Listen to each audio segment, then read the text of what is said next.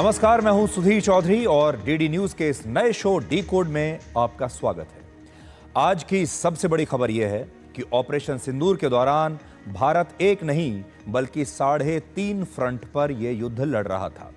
भारतीय सेना के deputy chief of army staff lieutenant general Rahul Singh ने कहा है कि इस युद्ध में चीन पाकिस्तान के पीछे से पूरा समर्थन दे रहा था। चीन हर प्रकार से पाकिस्तान के साथ खड़ा था और सच्चाई यह है कि भारतीय सेना इस बार अकेले पाकिस्तान से नहीं बल्कि पाकिस्तान के साथ साथ चीन और टर्की से भी युद्ध लड़ रही थी। आज हम आपको बताएंगे कि अब भविष्य में कैसे भारत को एक नहीं बल्कि कई देशों के साथ युद्ध लड़ना पड़ सकता है। और आज एक बड़ी बात यह है कि जैसा हमने आपको कहा 3.5 फ्रंट हुए, पाकिस्तान, चीन, तुर्की और आधा फ्रंट हमारे देश में सबूत गैंग का, जो बात बात पर भारत की सेना से सबूत मांगता है। तो आज हम इस 3.5 फ्रंट का आपके लिए एक विश्लेषण करेंगे। इसके बाद महाराष्ट्र में चल रहे भाषा के नाम पर बंटवारे को आपके लिए डिकोड करेंगे। महाराष्ट्र में राज ठाकरे की पार्टी एमएनएस और उद्धव ठाकरे की शिवसेना के नेता और कार्यकर्ता आजकल ऐसे दुकानदारों और डिलीवरी बॉयज की पिटाई करवा रहे हैं जो मुंबई में रहते हुए मराठी नहीं बोल पाते। हमारे देश में पहले से ही हिंदू समाज बहुत सारी जातियों में बटा हुआ है और अब हिंदू समाज को भाषा के नाम पर भी बांटा जा रहा है। भाषा के नाम पर चल रही है राजनीति महाराष्ट्र, कर्नाटक, तमिलनाडु और बंगाल तक फैल रही है, जो हमारे देश के लिए बहुत खतरनाक है। और आखिर में दिल्ली वालों के लिए एक खुशखबरी। दिल्ली सरकार ने पुराने वाहनों को ईंधन न देने के अपने उस आदेश पर रोक लगा दी है जिसमें 10 साल से पुराने डीजल वाहन और 15 साल से पुराने पेट्रोल वाहनों को ईंधन देने पर पाबंदी लगाई गई थी। आज हम इस नियम के बारे में आपको पूरी जानकारी देंगे। बहुत सारे लोग ये सोचकर खुश हो रहे हैं कि ईंधन ही नहीं बल्कि शायद अब उन्हें इन पुरानी गाड़ियों को सड़क पर चलाने की अनुमति भी मिल जाएगी। आज ऐसे सारे सवालों के जवाब हम आपको देंगे। लेकिन आज की बड़ी खबर यह है कि भारत ने ऑपरेशन सिंदूर के दौरान एक नहीं बल्कि 3.5 फ्रंट पर अपने दुश्मनों के खिलाफ यह युद्ध लड़ा था। आपको याद होगा, पूर्व सीडीएस जनरल बिपिन रावत ये कहा करते थे कि भारत को 2.5 फ्रंट पर युद्ध लड़ने की तैयारी करनी चाहिए। और ये 2.5 फ्रंट थे पाकिस्तान, चीन और आधा फ्रंट वो सबूत गैंग था जो हमारे ही देश में रहता है और हमेशा भारत के खिलाफ काम करता है। और इसीलिए वो ये कहते थे कि ये 2.5 फ्रंट पर हमें हमेशा लड़ना पड़ेगा। आधा फ्रंट वो जो हमारे देश के अंदर के लोग हैं। और ये आधा फ्रंट इस बार भी लगातार ये पूछ रहा था कि भारत के कितने विमान पाकिस्तान ने नष्ट किए हैं, भारत का कितना नुकसान हुआ है। इसलिए आज हम ये कहते हैं आपको कि भारत ने ये युद्ध 3.5 फ्रंट पर लड़ा। आज भारतीय सेना ने यह बताया है कि ऑपरेशन सिंदूर के दौरान भारत ने अकेले ही 3 दुश्मनों का मुकाबला किया और भारत के खिलाफ जो टीम लड़ रही थी उसमें एक नहीं बल्कि 3 सेनाएं थी। और इस युद्ध में पाकिस्तान का साथ चीन दे रहा था और दूसरा तुर्की भी दे रहा था। चीन ने पाकिस्तान की हर प्रकार से मदद की है और चीन अपने हथियारों का लाइव टेस्ट यानी लाइव परीक्षण करने के लिए इस ऑपरेशन सिंदूर को एक लेबोरेटरी की तरह इस्तेमाल कर रहा था। वो देखना चाहता था कि उसके हथियारों में कितना दम है और उसे एक ऐसा मौका मिल गया जो वो अपने हथियारों को उनकी लाइव टेस्टिंग इस युद्ध में कर सकता था। अब सोचिए, एक तरफ भारत की सेना और हथियार थे और दूसरी तरफ पाकिस्तान सहित 3 देशों के वेपन्स और सैन्य मदद थी। इस युद्ध में चीन अपने सैटेलाइट्स की मदद से भारत के मिलिट्री एसेट्स की लाइव लोकेशन पाकिस्तान के साथ शेयर कर रहा था। सिर्फ चीन ही नहीं बल्कि तुर्की भी पाकिस्तान का साथ दे रहा था और उसने पाकिस्तान को भारत पर हमला करने के लिए लड़ाकू और निगरानी करने वाले ड्रोन्स दिए। आज भारत के उप सेना प्रमुख लेफ्टिनेंट जनरल राहुल सिंह ने ऑपरेशन सिंदूर के बारे में कुछ बहुत नई और महत्वपूर्ण जानकारियां दी हैं जो इससे पहले देश को नहीं पता थी।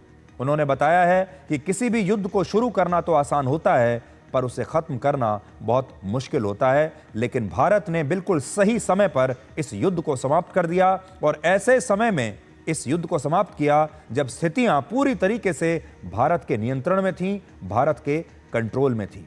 लेकिन आज आपको सबसे पहले भारत के deputy chief of army staff की ये नई बातें सुननी चाहिए। One border, two adversaries. So we saw Pakistan one side, but adversaries were two, and if I would say actually four or three actually. So Pakistan was the front face. We had China providing all possible support, and it's no surprise because if you were to look at statistics, in the last 5 years, 81% of the military hardware that Pakistan is getting is all Chinese, 81% of that. So it's no surprise. China perhaps has seen is that he's able to test his weapons against, say, various other weapon systems that are there. It's like a live lab which is available to. So it's a good, that is what is something we have to be very, very cognizant about. Again, Turkey also played a very important role in providing the type of support that was there. Bayraktar, of course, he's been giving from before. We saw numerous other drones also coming in, landing in the face of war, during the war, along with trained sort of individuals who were there. तो भारत की सेना ने और भारत के deputy chief of army staff ने ये एक बहुत बड़ी बात कही है और मैं आपको इसे थोड़ा सा डिकोड करके बताता हूँ। वो ये कह रहे हैं कि ऑपरेशन सिंदूर जब चल रहा था तब पाकिस्तान अकेला नहीं था, पाकिस्तान के पीछे चीन खड़ा था और चीन ने पाकिस्तान को हर संभव सहायता दी है। अब हम आपको ये बताएंगे कि ऑपरेशन सिंदूर के दौरान चीन ने अपने हथियारों का ये परीक्षण क्यों किया और कैसे किया, क्योंकि अभी आपने सुना कि चीन हथियार दे रहा था पाकिस्तान को। चीन डायरेक्टली भारत के साथ लड़ना नहीं चाहता। चीन चाहता है कि वो युद्ध सीधे तौर पर ना करे, लेकिन पाकिस्तान को मदद करे। एक प्रकार से चीन ही ये युद्ध लड़ रहा है और चीन अपने सारे हथियार पाकिस्तान को दे रहा है। इस बहाने चीन को यह भी पता चल जाएगा कि किसी युद्ध के दौरान उसके हथियार कितने कारगर हैं, उसके हथियार कितना अच्छा काम कर रहे हैं, क्योंकि चीन ये भी चाहता है कि उसने जो नए नए हथियार बनाए हैं उनकी टेस्टिंग कैसे हो, कैसे पता चले कि असली युद्ध के दौरान उन हथियारों का परफॉर्मेंस कैसा रहेगा। इसलिए चीन को ये एक नया मौका मिला। उसने भारत और पाकिस्तान के इस युद्ध के दौरान इसे एक प्रयोगशाला की तरह इस्तेमाल किया और यह प्रयोगशाला थी चीन में बने हथियारों की। चीन ये जानना चाहता था कि इस युद्ध के दौरान उसके हथियार कैसा परफॉर्म करते हैं, कैसा प्रदर्शन करते हैं, और फिर पूरी दुनिया ये देखे कि चीन कैसे हथियार बनाता है, कितने बेहतरीन हथियार है। तो इस परीक्षण के बारे में आप जानिए कि चीन को इस परीक्षण की जरूरत क्यों है और चीन इसे एक लाइव लेबोरेटरी की तरह क्यों देख रहा था इस युद्ध को। तो उसका कारण यह है कि चीन का आखिरी युद्ध वर्ष 1979 में वियतनाम के साथ हुआ था, जिसमें उसे कामयाबी नहीं मिल पाई थी, जबकि वियतनाम आर्थिक और मिलिट्री दोनों मामलों में चीन से बहुत ही छोटा देश था, कमजोर देश था। फिर भी चीन जीत नहीं पाया और वियतनाम की स्थिति आज भी चीन के सामने ऐसी ही है। पिछले 46 वर्षों से चीन ने दूसरे देशों की जमीन पर कब्जा तो किया है, कई देशों के साथ सीमा विवाद को बढ़ाया भी है, लेकिन कहीं भी सीधे तौर पर चीन की सेना किसी भी युद्ध में शामिल नहीं हुई है। चीन की सेना ने पिछले इतने सारे वर्षों से कभी युद्ध नहीं लड़ा है, उसे युद्ध लड़ने का कोई अभ्यास नहीं है। मेड इन चाइना हथियारों के बारे में कहा जाता है कि वो बैटल टेस्टेड नहीं है, यानी हथियार तो बन गए लेकिन युद्ध की स्थिति में उनका परीक्षण नहीं हुआ है। वो युद्ध में कैसा परफॉर्म करेंगे ये कोई नहीं जानता, और ऐसे हथियारों की दुनिया में बहुत ज़्यादा डिमांड नहीं होती जिनकी लाइव टेस्टिंग नहीं हुई है किसी युद्ध में। जब तक पूरी दुनिया देख नहीं लेती कि युद्ध की सही स्थिति में कौन सा हथियार कैसा परफॉर्म करता है, तो दुनिया के बाकी देश उन हथियारों को खरीदते नहीं हैं। हर देश चाहता है कि वो ऐसे हथियार खरीदे जो कहीं किसी युद्ध या मिलिट्री ऑपरेशन में पहले इस्तेमाल किए गए हों। लेकिन मेड इन चाइना हथियारों की क्वालिटी पर अक्सर सवाल उठाए जाते हैं और अपने हथियारों का मार्केट बढ़ाने के लिए चीन ने पाकिस्तान को इस युद्ध में इस्तेमाल किया। पाकिस्तान को दो प्रकार से इस्तेमाल किया, एक तो अपने हथियारों का परीक्षण और दूसरा भारत को कमजोर करने के लिए। ऑपरेशन सिंदूर में पाकिस्तान को चीन के हथियारों की मदद के साथ साथ पाकिस्तानी वायुसेना ने चीन के लड़ाकू विमान J-10C और JF-17 का भी इस्तेमाल किया। इन लड़ाकू विमानों पर चीन की लॉन्ग रेंज तक हमला करने वाली PL-15 मिसाइलें लगी हुई थी। इन मिसाइलों की मदद से आसमान में किसी लक्ष्य पर 150 किलोमीटर की दूरी तक हमला किया जा सकता है। पाकिस्तान ने चीन में बने एयर डिफेंस सिस्टम का भी इस्तेमाल किया, जिसका नाम है HQ-9, और चीन में बने ड्रोन्स की मदद से भी पाकिस्तान भारत पर हमला कर रहा था। युद्ध के बाद पाकिस्तान और चीन ने बिना किसी सबूत के यह दावा करना शुरू कर दिया कि उन्होंने अपने लड़ाकू विमान J-10 से भारत के 3 रफाल फाइटर जेट्स को मार गिराया, और इस प्रोपेगेंडा का चीन को फायदा मिल रहा है। अब आपको यह समझ में आया होगा कि ये पूरा प्रोपेगेंडा कि भारत के कुछ फाइटर जेट्स को गिरा दिया गया है और चीन में बने जो फाइटर जेट्स हैं वो भारत के रफाल पर भारी पड़ गए थे।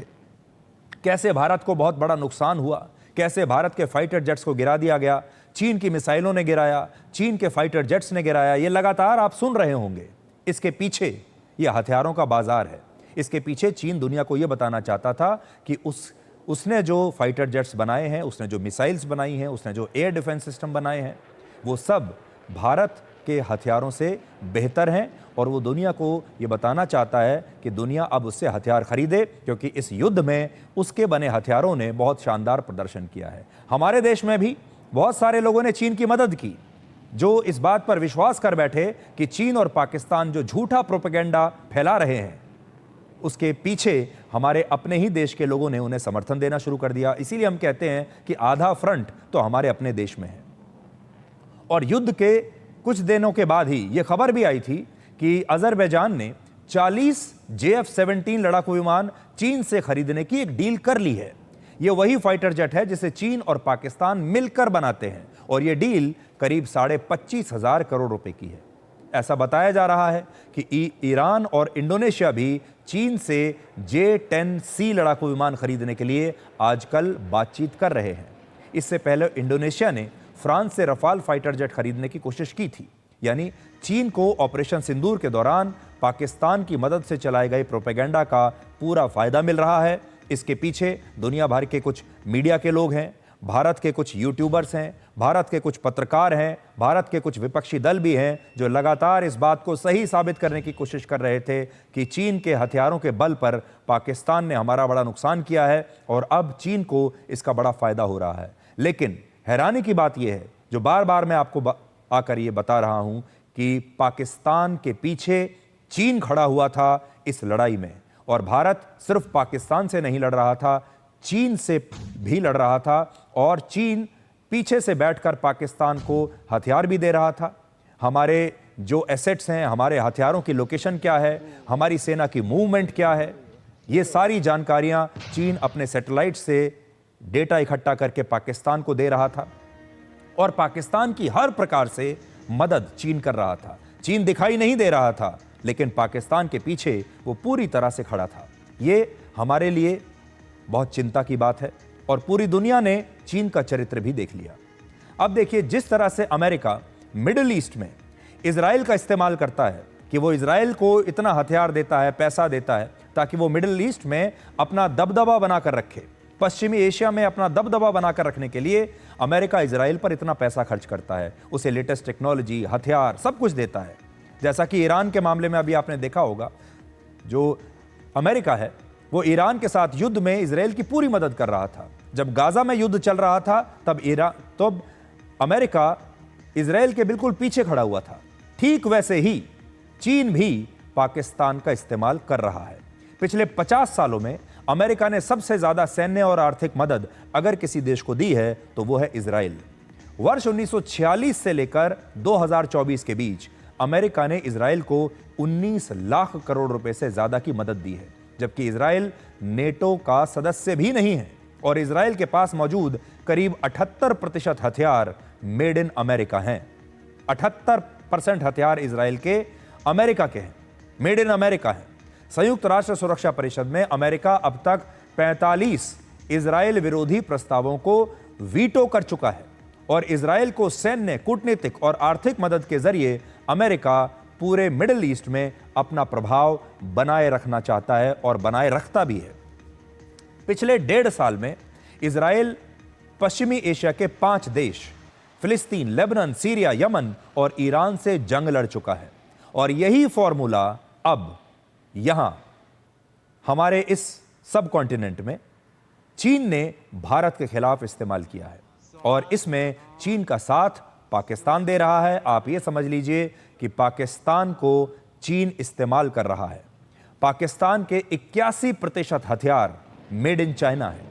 ऑपरेशन सिंदूर के बाद चीन ने पाकिस्तान को J-35 लड़ाकू विमान देने का ऐलान किया है। ये 5वीं पीढ़ी के विमान हैं, 5th जनरेशन लेटेस्ट प्लेन, और इन फाइटर जेट्स को चीन ने 50% डिस्काउंट पर पाकिस्तान को दिया है। यानी हो सकता है कि आने वाले समय में अगर कोई संघर्ष हो और पाकिस्तान इन चाइनीज J-35 लड़ाकू विमानों का इस्तेमाल भारत के खिलाफ करे और चीन को अंतर्राष्ट्रीय हथियार बाजार में इसका फायदा भी मिले, ये सब कुछ अभी संभव है। हमारे पास 5th जनरेशन का अभी कोई फाइटर जेट नहीं है, लेकिन चीन पाकिस्तान को 5th जनरेशन का फाइटर जेट दे रहा है। संयुक्त राष्ट्र में जब भी पाकिस्तान के आतंकवादियों पर प्रतिबंध लगाने का कोई प्रस्ताव लाया जाता है, तब चीन ऐसे प्रस्तावों पर हमेशा वीटो लगाता है और उन्हें रोक देता है। पाकिस्तान का एक कुख्यात आतंकवादी है मसूद अजहर, जो आतंकवादी संगठन जैश-ए-मोहम्मद का चीफ है। मसूद अजहर पर यूएन भी प्रतिबंध लगा चुका है और ऐसे आतंकवादी को बचाने के लिए भी चीन एक नहीं बल्कि 3 बार वीटो का इस्तेमाल कर चुका है। पिछले 3.5 साल से रशिया और यूक्रेन के बीच जंग चल रही है और इस युद्ध में रशिया अकेला है और यूक्रेन के साथ नेटो के 32 देश हैं। इनमें अमेरिका भी है, जो अपने आधुनिक हथियार अब तक यूक्रेन को दे रहा था। ठीक इसी प्रकार से ऑपरेशन सिंदूर के दौरान भारत की सेना अकेले ही सिर्फ पाकिस्तान का मुकाबला नहीं कर रही थी, बल्कि वो 3 देशों का मुकाबला कर रही थी, पाकिस्तान, चीन और तुर्की। बिल्कुल वैसी ही स्थिति हो सकता है आने वाले समय में हमारी भी बन जाए कि जब भी हम कोई युद्ध लड़ें, भारत को युद्ध लड़े, तो भारत को ये बात पता होनी चाहिए कि उसे ये युद्ध अकेले पाकिस्तान के साथ नहीं लड़ना होगा, बल्कि शायद 3, 4 या 5 देशों के साथ मिलकर लड़ना होगा। और इस बार भारत की सेना के सामने जो है 3 देशों की मिलिट्री पावर थी।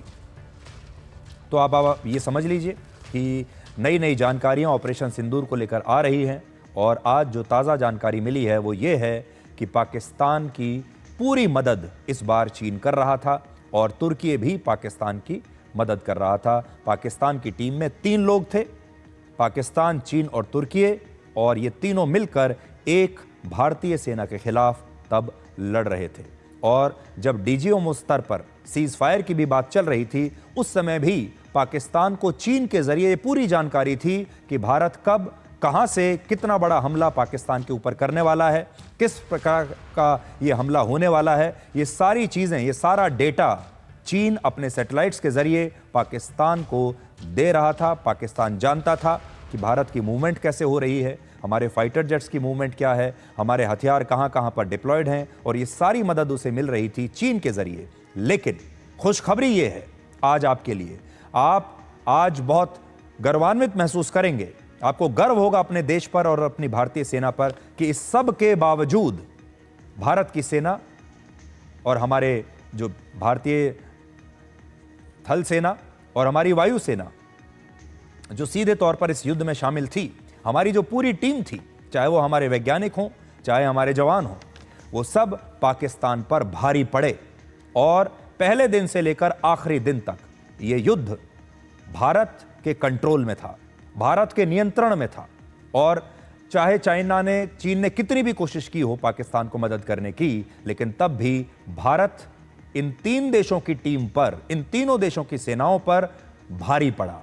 और इसके लिए आज आपको हमारी सेना को बधाई देनी चाहिए और आप सब की तरफ से आज हम अपनी सेना को बधाई देते हैं कि उन्होंने इस स्थिति में भी, जबकि चीन पाकिस्तान के साथ खड़ा हुआ है, तब भी भारतीय सेना पाकिस्तान पर भारी पड़ी। डिकोड के शुरुआत में ही आज हमने आपको जनरल बिपिन रावत की वो बात याद दिलाई थी जब वो कहते थे कि भारत को 2.5 फ्रंट पर लड़ना पड़ेगा। और हमने आपको ये बताया कि अब भारत 2.5 नहीं बल्कि 3.5 फ्रंट पर लड़ रहा है। 3 फ्रंट आपको बता दिए। आधा फ्रंट हमारे अपने देश में है, वो जो पीछे से हमारे देश में बैठकर पाकिस्तान की मदद करता है, चीन की मदद करता है, पाकिस्तान और चीन के नैरेटिव को और आगे बढ़ाता है, पाकिस्तान से सवाल नहीं पूछता लेकिन भारत से सवाल पूछता है। और आज हमारे देश में ऐसे लोगों की बहुत कमी महसूस होती है जो भारत के एजेंडे को आगे बढ़ाएं, जो राष्ट्रवाद की बात करें, जो ये बताएं कि भारत के लिए क्या सही है और ऐसा काम करें जो भारत की छवि को चमकाए, बजाय इसके कि वो ऐसा काम करें, ऐसी बातें करें जिससे भारत की छवि खराब होती हो। अब आपको उस आधे फ्रंट की तरफ लेकर चलते हैं, क्योंकि भारत में कोई ना कोई जंग अंदर भी चलती रहती है और ज़्यादातर ये जो जंग होती हैं ये राजनीति के लिए होती हैं, वोटों के लिए होती हैं। इसलिए सबसे पहले आप ये वीडियो देखिए जिसमें मुंबई में एमएनएस के कुछ कार्यकर्ता एक दुकानदार की सिर्फ इसलिए पिटाई कर रहे हैं क्योंकि उसने मराठी की बजाय हिंदी में बात की थी। जरा ये वीडियो देखिए।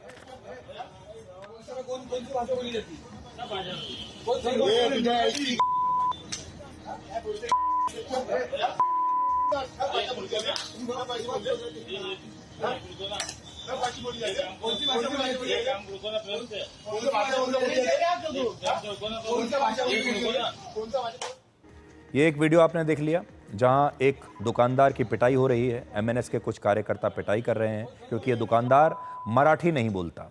अब दूसरा वीडियो देखिए जिसमें उद्धव ठाकरे की शिवसेना के नेता एक दुकानदार को अपने दफ्तर में बुलाते हैं और एक ग्राहक से उसकी पिटाई करवाते हैं और पैर छूकर माफी मंगवाते हैं और इसका वीडियो बनाते हैं। यहां भी दुकानदार की गलती सिर्फ इतनी है कि उसने ग्राहक से मराठी में बात करने से इनकार कर दिया।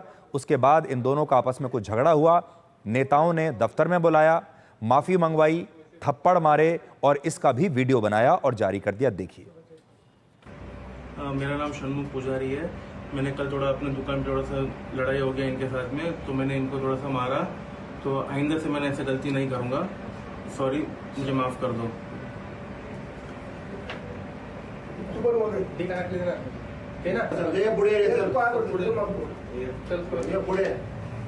तू बोल पहिले तो नाव घेणं नाव सूर्य बोलतो तसं वस्तू वैसे बोल कान बोल सूरज जयस्वाल पूरा ठीक से पकड़ सूरज जयस्वाल बोल नाम ये मारा ठीक है बस ज़्यादा चले।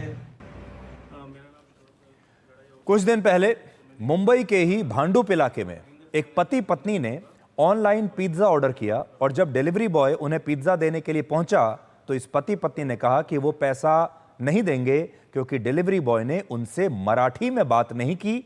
उसका भी एक वीडियो है, जरा देखिए। क्यों मराठीत नहीं येत नाही थे बट क्यों जबरदस्ती मराठी बोलने का पण क्यों है यहाँ पे ऐसे। कौन बोला इसे हमारा येत नहीं हिंदी नहीं आता तो फिर नहीं ऑर्डर करने का ना। आता तो पैसे बोलतो हाँ पैसे नहीं देने का ना पैसा। हाँ ठीक है ठीक है बोलो बोलो और बोलो। ऑर्डर खराब धंदा चुकीचा करायचा दिखाओ ना ऑर्डर खराब है तो दिखाओ। ऑर्डर खराब है तो दिखाओ ना मेरे को। फोन करना पड़ा ना मेरे को तुमको कि ऑर्डर ढंग से। मैंने फोन किया था आपको, मैंने स्टार्टिंग कॉल किया था, मैंने आपको एड्रेस पूछने कंफर्म करने के लिए कॉल किया था। त्या संजय पाटीलला कर फोन। हाँ किसको भी करो, मैं जब आता नहीं मैम जबरदस्ती मराठी बोलने का। तेरा तो अरे बोल पकड़ हाँ बोलो ना। मेरा वीडियो नहीं निकालने क्यों मैं तुम्हारा निकाल सकती हूँ बट क्यों ये जबरदस्ती है। तू मेरा वीडियो मत निकाल, मैं तुम्हारा वीडियो निकालूंगी, ये कौन सा जबरदस्ती है। हाँ लगाओ ना। ये जो पति पत्नी है एक गरीब डिलीवरी बॉय को पैसा देने से इनकार कर रहे हैं क्योंकि वो डिलीवरी बॉय मराठी नहीं बोल पाता, उसने मराठी बोलने से इनकार किया। इस वीडियो के वायरल होने के बाद इस पति पत्नी ने तो माफी नहीं मांगी, लेकिन एमएनएस के स्थानीय नेताओं ने, एमएनएस मतलब राज ठाकरे की जो पार्टी है, उसके स्थानीय नेताओं ने इस डिलीवरी बॉय को अपने ऑफिस बुलाया और उसे माफी मांगने के लिए मजबूर कर दिया और माफी मांगने के बाद उस समय उसका एक वीडियो भी बना लिया। जो भी हुआ गलती से हुआ, हमने वायरल नहीं किया है। तो मैंने डॉमिनोज के ग्रुप में भेजा था तो वहाँ से मतलब वायरल हो गया वीडियो। तो ऐसा कुछ नहीं हो, मैम ने मेरे को पेमेंट सब किया था। प्लीज़ ऐसा वीडियो वायरल मत करो, मैं हाथ जोड़ता हूँ मराठी। और मैं मराठी बोलूँगा भी और सीखूंगा भी। जय हिंद जय महाराष्ट्र। क्या आप जबरदस्ती किसी से कोई भाषा बुलवा सकते हैं। अगर वो भाषा उसके दिल से नहीं निकल रही तो जबरदस्ती मारपीट करके, इस तरह के वीडियोस बना के आप जबरदस्ती कोई चीज एक लोकतांत्रिक देश में किसी पर थोप सकते हैं?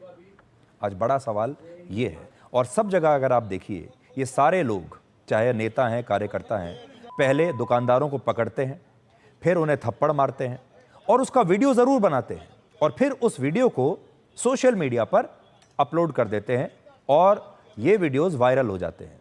अब राजनीति इस प्रकार से होती है।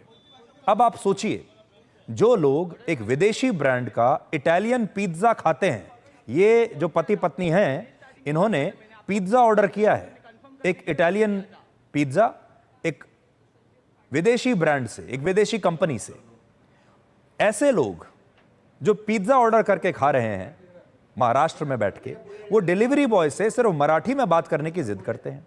इस परिवार से किसी ने ये नहीं पूछा कि आप महाराष्ट्र में रहते हुए सिर्फ मराठी भोजन क्यों नहीं करते, आप इटालियन डिश क्यों मंगवा रहे हैं? हमारे देश में 80% हिंदू रहते हैं और ये 110 करोड़ हिंदू पहले से ही जातियों में बटे हुए हैं, जैसे अगड़ी जाति, ओबीसी, पिछड़ी जातियां। इन सारे वीडियोस में आपने ध्यान दिया होगा कि मारने वाले भी हिंदू हैं और पिटने वाले भी हिंदू ही हैं। पहले से ही जातियों में बटे हिंदुओं को अब भाषा के नाम पर बांटा जा रहा है और बीजेपी के नेता और महाराष्ट्र सरकार के एक मंत्री नितेश राणे ने अब इसे हिंदू और मुसलमान का मुद्दा भी बना दिया है।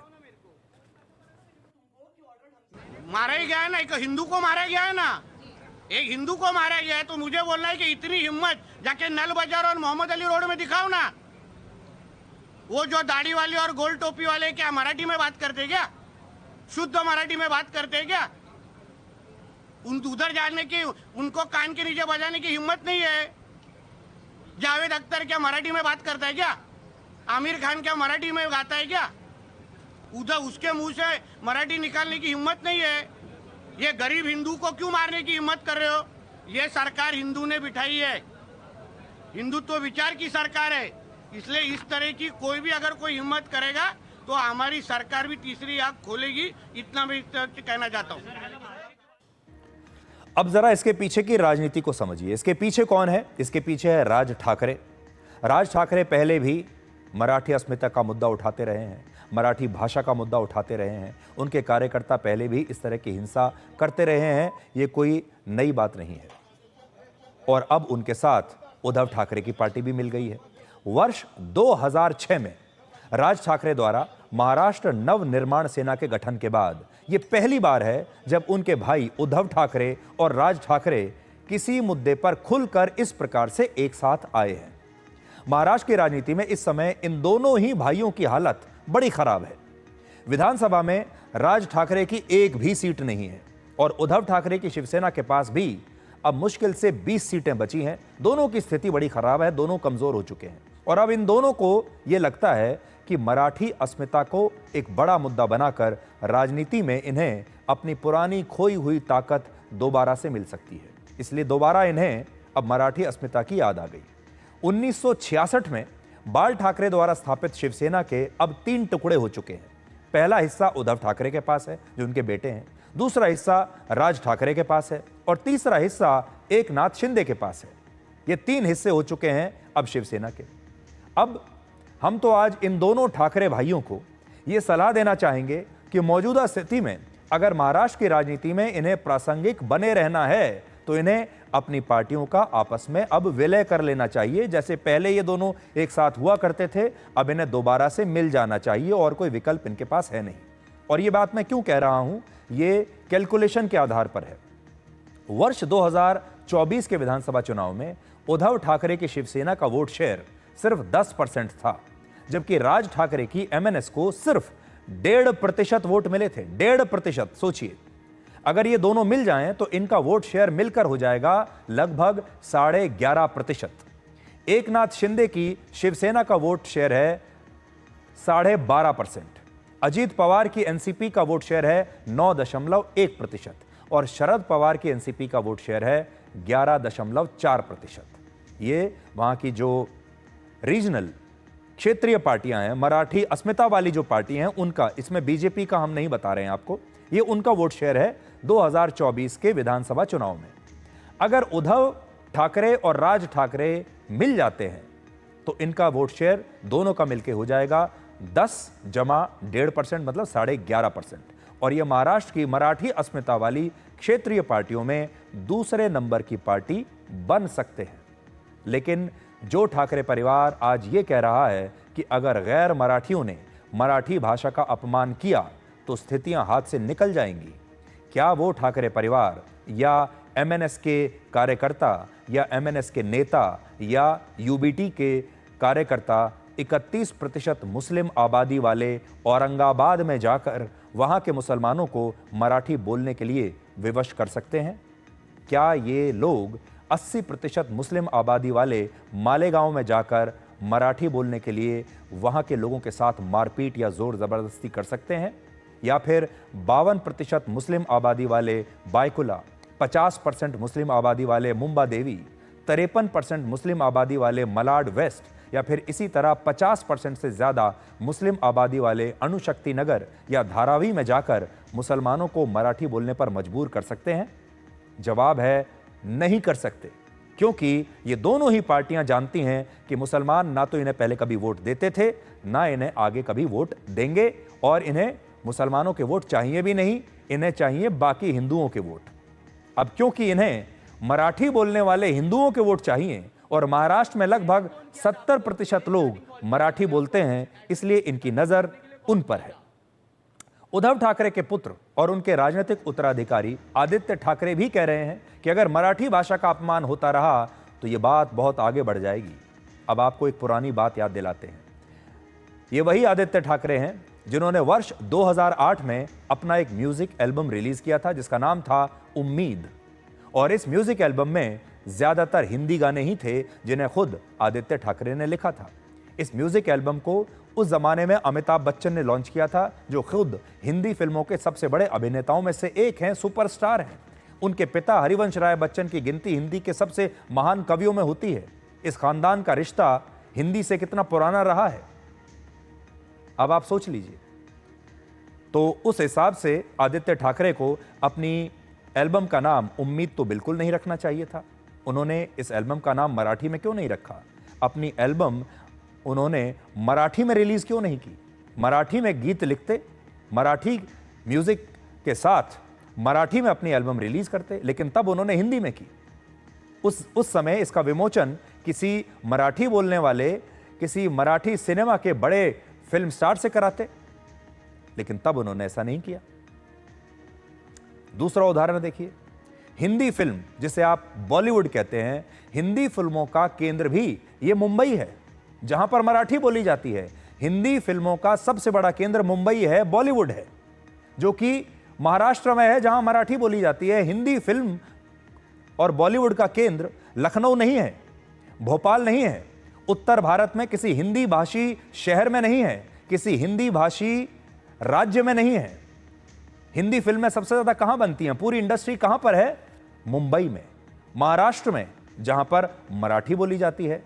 तो फिर इन लोगों ने बॉलीवुड पर कभी सवाल क्यों नहीं किया? मुंबई में एक साल में ही हजारों हिंदी फिल्में बनती हैं। इन फिल्मों के निर्माण के दौरान हिंदी बोलने वाले ही नहीं बल्कि मराठी बोलने वाले भी हजारों लाखों लोगों को रोजगार भी मिलता है और मनोरंजन भी मिलता है। तो क्या एमएनएस के कार्यकर्ता हिंदी फिल्मों पर प्रतिबंध लगा देंगे? वहां के सिनेमा घरों में जाएंगे और कहेंगे कि अब से यहां मराठी की फिल्में ही रिलीज होंगी? है इतनी हिम्मत उनकी? राज ठाकरे की खुद न जाने कितने हिंदी फिल्मों के अभिनेताओं से बड़ी अच्छी दोस्ती है। क्या राज ठाकरे अपने इन दोस्तों को मराठी में बोलने पर मजबूर कर सकते हैं? क्या वो ये कह सकते हैं कि अब उनके जितने भी फिल्मी दोस्त हैं वो उन फिल्मी दोस्तों की, फिल्मी एक्टर्स की पार्टी में नहीं जाएंगे जब तक वो फिल्मी एक्टर मराठी नहीं बोलेंगे? क्या है इतनी हिम्मत? अब आपको मुंबई इंडियंस के बारे में भी बताते हैं, जो कि आईपीएल में मुंबई की टीम है। वर्ष 2025 में आईपीएल में मुंबई इंडियंस की जो टीम खेल रही थी उसमें 23 में से 16 खिलाड़ी महाराष्ट्र के थे ही नहीं। क्या कभी एमएनएस के कार्यकर्ताओं ने इन खिलाड़ियों से पूछा कि उन्हें मराठी आती है या नहीं? इनमें से कितने खिलाड़ी मराठी बोल सकते हैं? क्या वो ऐसा करेंगे? भारत में 22 आधिकारिक भाषाएं हैं, जिनमें से 21 वो हैं जिन्हें उत्तर से लेकर दक्षिण तक, पूर्व से लेकर पश्चिम तक करोड़ों हिंदू बोलते आए हैं। 22वीं भाषा उर्दू है, जो आक्रमणकारियों द्वारा बोली जाने वाली भाषाओं जैसे फारसी, तुर्की और अरबी के साथ हिंदी के मिश्रण से विकसित हुई है और जिसे देश के ज्यादातर मुसलमान बोलते हैं, हिंदू भी बोलते हैं, लेकिन ज्यादातर इसे मुसलमानों की भाषा माना जाता है। लेकिन उर्दू के साथ किसी को कोई समस्या नहीं। आज हम ये नहीं कह रहे कि समस्या होनी चाहिए, बिल्कुल नहीं होनी चाहिए। हमारा पॉइंट ये है कि आप इस देश में हिंदी बोलिए, उर्दू बोलिए, संस्कृत बोलिए, मराठी बोलिए, बंगाली बोलिए, लेकिन दिल से बोलिए। जो आपकी इच्छा है, जो आपकी मातृभाषा है, जो दिल से निकलती है, वो बोलिए। कोई आपको जबरदस्ती नहीं कर सकता।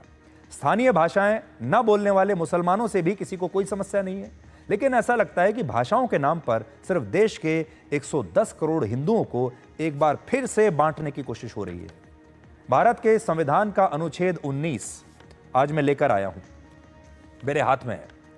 यह भारत के सभी नागरिकों को अभिव्यक्ति की स्वतंत्रता, भारत में कहीं भी आने जाने की स्वतंत्रता, भारत के किसी भी हिस्से में निवास और बसने की स्वतंत्रता, किसी भी राज्य में जाकर व्यापार या नौकरी करने की स्वतंत्रता देता है। देखिए, मैं आपको पढ़कर बताता हूं।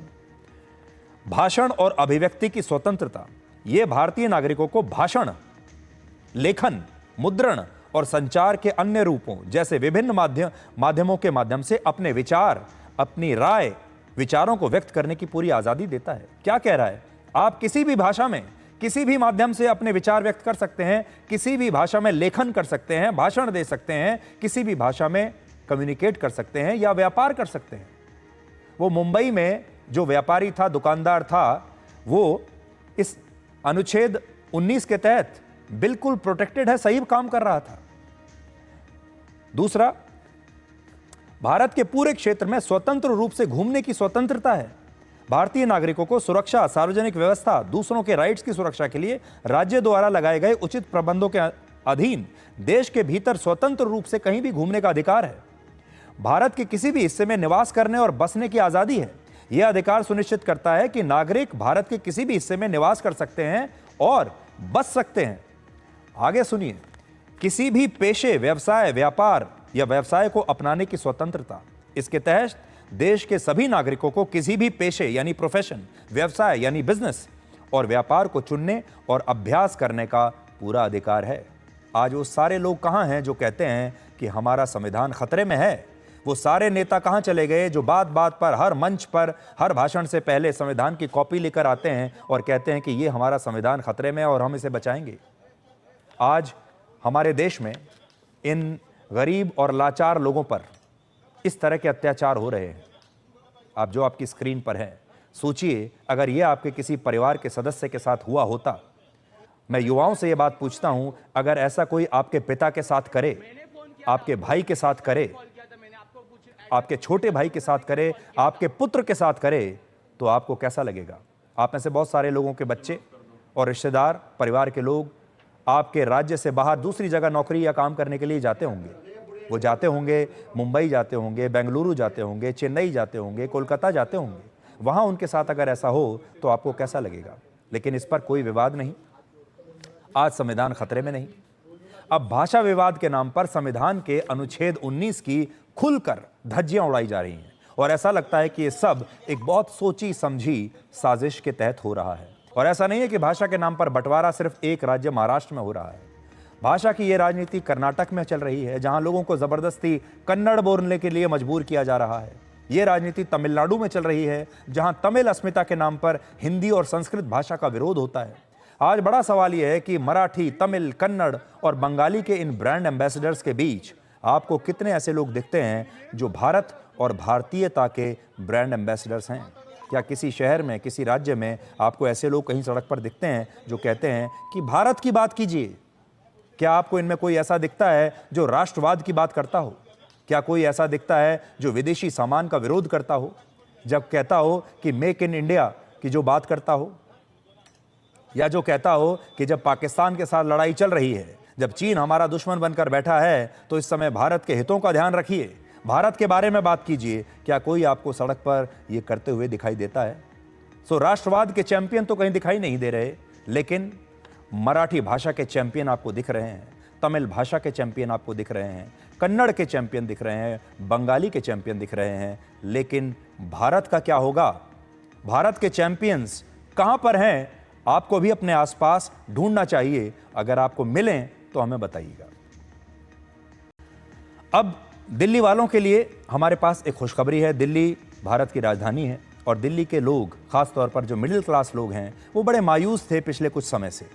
दिल्ली सरकार ने पुराने वाहनों को ईंधन न देने के अपने उस आदेश पर रोक लगा दी है, जिसमें 10 साल से पुराने डीजल वाहन और 15 साल से पुराने पेट्रोल वाहनों को पेट्रोल पंप पर ईंधन देने पर बैन लगा दिया गया था। और कहा गया था कि अगर ये पुराने वाहन किसी भी पेट्रोल पंप पर ईंधन लेने के लिए गए तो इन्हें वहीं पर जब्त कर लिया जाएगा, इन्हें ईंधन नहीं दिया जाएगा।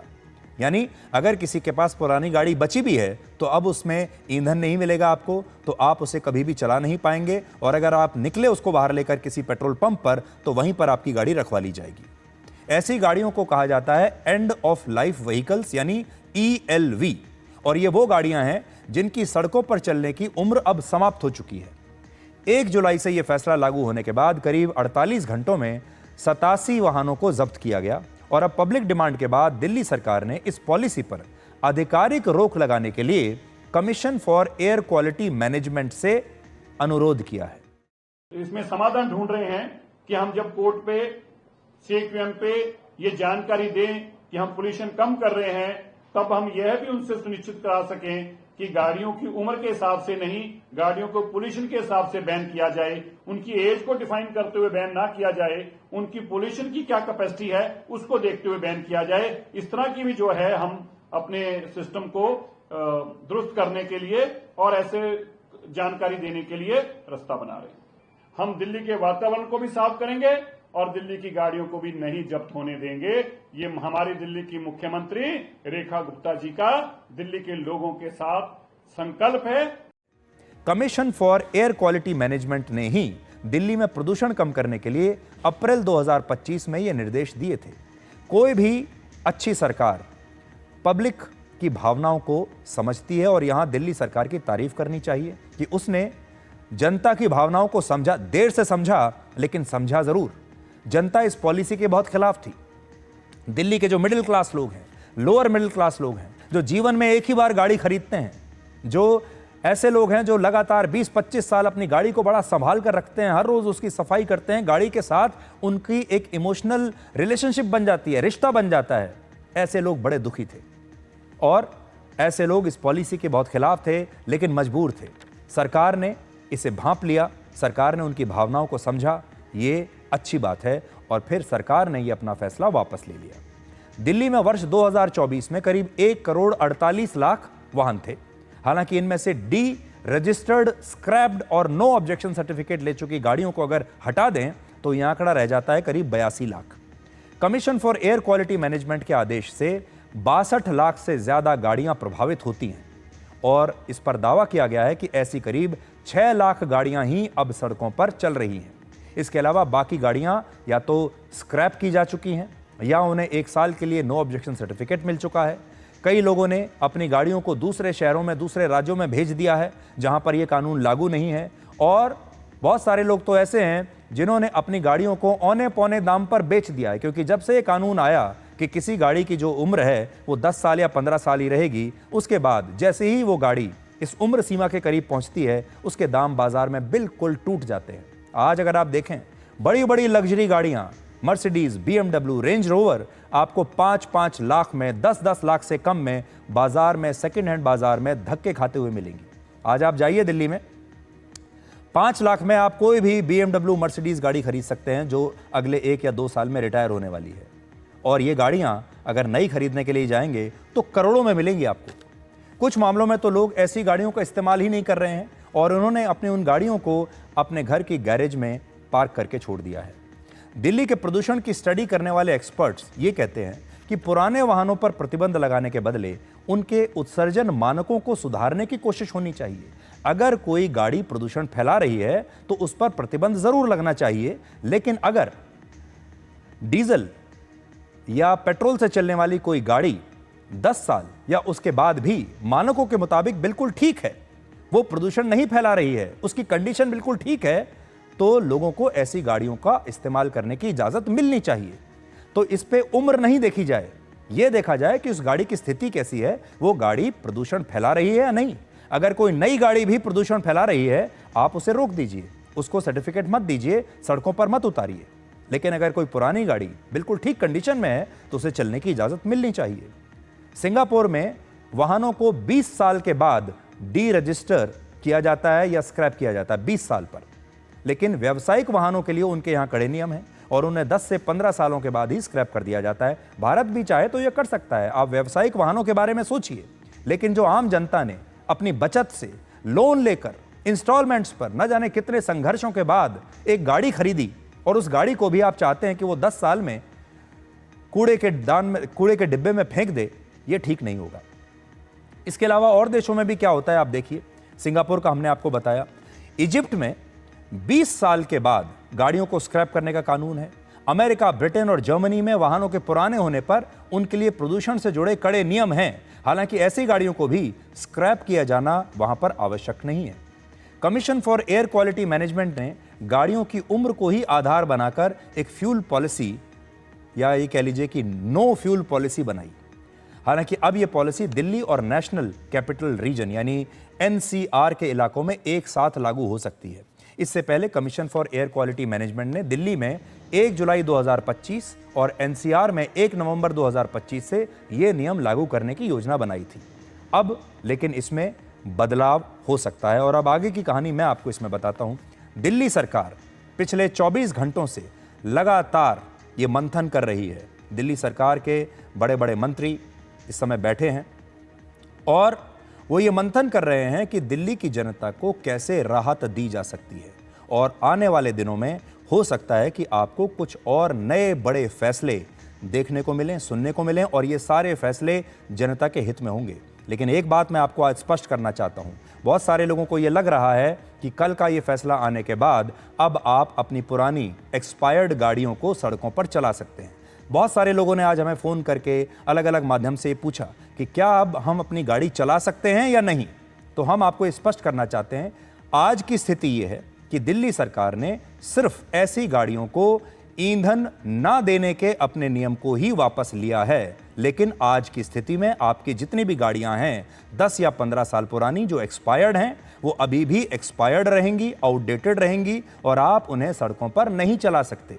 और अगर आप उन्हें सड़कों पर लेकर निकलते हैं तो पहले आपका चालान होगा पहली बार में, और उस चालान के बाद आप चाहें तो उसे किसी दूसरे राज्य में भेज सकते हैं, उसे बेच सकते हैं, किसी ऐसे राज्य में भेज सकते हैं जहां पर यह कानून नहीं है प्रदूषण के। और अगर आप दूसरी बार पकड़े गए और दूसरी बार अगर आपका चालान हुआ तो सीधे आपकी गाड़ी को जब्त कर लिया जाएगा और आपकी गाड़ी को स्क्रैप करना ही पड़ेगा। आज भी हमारे पास ये कानून इस समय दिल्ली में लागू है। तो अगर आप हमसे ये पूछेंगे कि आज आप गाड़ी चला सकते हैं, जवाब है नहीं।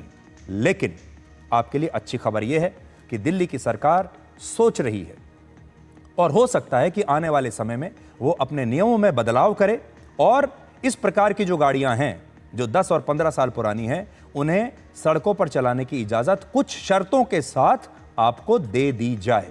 इसलिए थोड़ा सा इंतजार कीजिए। बहुत जल्द दिल्ली की सरकार जो ये विचार मंथन कर रही है, इसके बाद आपको कुछ अच्छे नतीजे देखने को मिल सकते हैं। प्रधानमंत्री नरेंद्र मोदी 5 देशों की अपनी यात्रा के दूसरे चरण में गुरुवार को त्रिनिदाद और टोबैगो पहुंचे, जो दिल्ली से 13,000 किलोमीटर दूर वेस्ट इंडीज का हिस्सा है। प्रधानमंत्री नरेंद्र मोदी को त्रिनिदाद और टोबैगो की सरकार ने अपने सर्वोच्च नागरिक सम्मान देने का फैसला किया है। इससे पहले घाना ने भी प्रधानमंत्री मोदी को अपने सर्वोच्च नागरिक सम्मान से सम्मानित किया था। प्रधानमंत्री मोदी ने यहां त्रिनिदाद और टोबैगो में भारतीय प्रवासियों की 6ठी पीढ़ी को overseas citizenship of India card देने का ऐलान किया। ओसीआई कार्ड भारत सरकार उन विदेशी नागरिकों को देती है जो भारतीय मूल के हैं और बाहर रहते हैं। त्रिनिदाद और टोबैगो पहुंचने के बाद पोर्ट ऑफ स्पेन के एयरपोर्ट पर प्रधानमंत्री मोदी का आज एक भव्य स्वागत हुआ। कैरेबियन राष्ट्र की प्रधानमंत्री कमला प्रसाद बिसेसर के साथ उनकी कैबिनेट के 38 मंत्रियों और 4 सांसदों ने प्रधानमंत्री मोदी का एयरपोर्ट पर आकर ही स्वागत किया। प्रधानमंत्री मोदी को गार्ड ऑफ ऑनर दिया गया और एयरपोर्ट पर ही प्रधानमंत्री मोदी का इस प्रकार से स्वागत किया गया कि एयरपोर्ट भारत और कैरेबियाई संस्कृति का एक मंच लग रहा था। 13 लाख की आबादी वाले इस देश में 40% जनसंख्या भारतीय मूल के लोगों की है। इन्हीं प्रवासी भारतीयों ने पोर्ट ऑफ स्पेन में प्रधानमंत्री मोदी के स्वागत में भोजपुरी चौताल गाया, जिसे प्रधानमंत्री मोदी ने सोशल मीडिया प्लेटफॉर्म्स पर भी शेयर किया था। आज की तस्वीरें हम आपके साथ अभी शेयर कर रहे हैं, आप भी देखिए।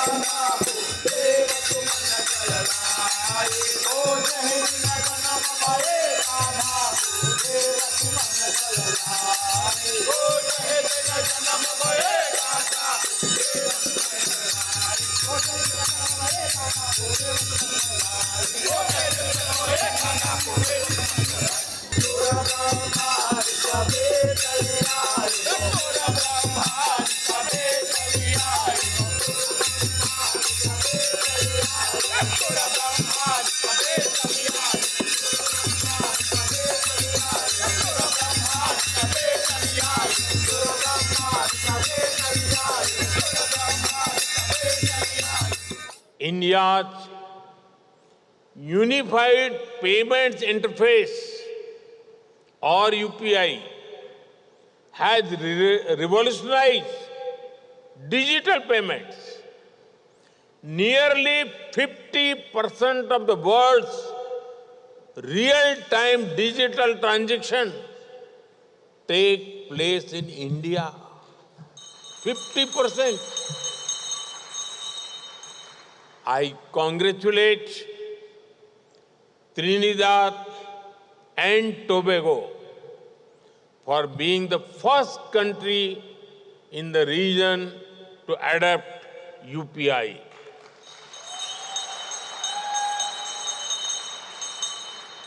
Now, sending money will be as easy as sending a good morning text message.